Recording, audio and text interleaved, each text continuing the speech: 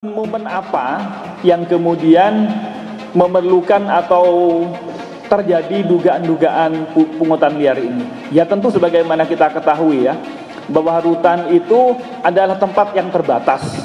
Terbatas apa? Terbatas tentang komunikasi, terbatas tentang fasilitas dan lain-lainnya. Untuk mendapatkan fasilitas-fasilitas itu dengan dugaan ini kemarin yang sudah disebutkan oleh Dewan Pengawas KPK gitu ya, bahwa itu adalah temuan dari Dewan Pengawas KPK sebagai bagian pengawasan dari Dewan Pengawas KPK untuk menjaga marwah lembaga, untuk menjaga integritas seluruh insan KPK gitu ya. Termasuk kemudian KPK juga melalui Dewan Pengawasnya ya, masuk ke perbaikan tata kelola rutan cabang KPK gitu ya. Kemudian ditemukan memang ada dugaan setidaknya 3 hal tadi ya, dugaan pidana, dugaan etik dan juga disiplin pegawai. Tidak mau saya tangani korupsi. Nah terus kemudian makin ke sini saya lihat karena minta bantuan saudara atau kenalan yang baik, akhirnya masuk juga. Baru 3 saya tangani, tapi itu pun saya melihat kok dengan jelas bahwa tapi tidak sedahsyat sekarang ini. Dulu misalnya seorang tahanan itu, tahanan pertama, bukan dia, kalau kita bilang kita advokat itu melihat kok istimewa amat ini ya KPK ini, kok tahanannya kok seperti tahanan teroris, 5 hari nggak boleh dijenguk, atau terus dia yang diprotes sama Kaligis itulah. Nah terus dimasuk di tahanan kayak diguntur itu, dimasukkan di ruangan nggak ada ventilasinya kecil, di dalam disangga, sengaja ditaruh listrik yang pijar gitu, yang 75 watt, kan panas gitu. Untuk apa digituin? Buktikan saja kesalahannya, hukum dia, jangan pakai gaya Hammurabi ini KPK seperti itu. Nah tapi kita itu pun kita oke lah, ini namanya extra crime ya, jadi penyidikannya pun harus dengan ekstra agak sebagaimana Anda sampaikan tadi, ada duit masuk. Nah yang mestinya tidak boleh bawa duit, tapi untuk memasukkan duit itu butuh duit. Atau tidak boleh berkomunikasi, untuk kemudian butuh komunikasi, alat komunikasi masuk itu butuh duit. Nah di sekitar itulah pungutan-pungutan liar itu terjadi. Oleh karena itu sekarang seluruhnya sedang berproses ya. Penyelidikannya terus berjalan di KPK sendiri, jadi kami tangani sendiri. Di bagian penindakan KPK tentunya kami lakukan penyelidikan terkait dugaan pidananya, terkait dengan apakah nanti bisa ditemukan peristiwa pidana suapkah atau gratifikasi atau pemerasan begitu ya. Termasuk juga tentu KPK juga melakukan evaluasi secara menyeluruh gitu ya, terkait dengan tata kelola rutan di cabang KPK sendiri. Kita tahu di KPK ada 4 cabang ya, di Gedung Merah Putih, kemudian di C1, di Pondam Jaya dan juga di AL gitu ya. Nah kemarin dugaannya kan yang di rutan Merah Putih KPK. Tapi tentu nanti pendalaman-pendalaman untuk perbaikan sistem pasti kami akan juga lakukan. Kemewahan itu oke lah demi Indonesia bersih gitu ya. Tetapi kalau lihat kemudian menjadi seperti sekarang ini, tapi saya kira juga tidak fair kalau terlalu kita salahkan kepada keadaan ini, pada kepemimpinan sekarang. Ini sudah ada, ini memuncak. Dan apa yang ditemukan itu tadi, saya sependapat dengan Ibu Albertina Ho, ini kan baru ya. Ini kalau saya melihatnya ini baru iceberg ya. Ini fenomena gunung es. Ya. Di dalamnya itu ini bisa masuk advokat, bisa memelihara tukang sapu di situ. Potensi-potensi terjadi misalnya di rutan cabang lainnya.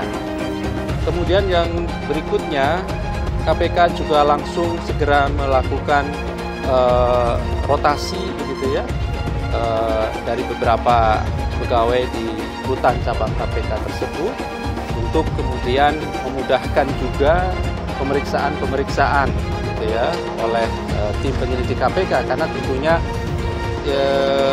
kami tempatkan pada tempat-tempat yang ketika dilakukan pemeriksaan akan mudah segera dia bisa meninggalkan sementara pekerjaannya tanpa mengganggu sistem pekerjaan keseluruhan di KPK. Gitu. Aksi mesum pegawai KPK terbongkar, cabuli istri tahanan koruptor lewat VCS. Pungli 4M terungkap. Dikutip dari Tribun Kaltim.co, aksi mesum pegawai KPK terbongkar, cabuli istri tahanan koruptor lewat video call seks VCS. Pungli 4 miliar juga ikut terungkap.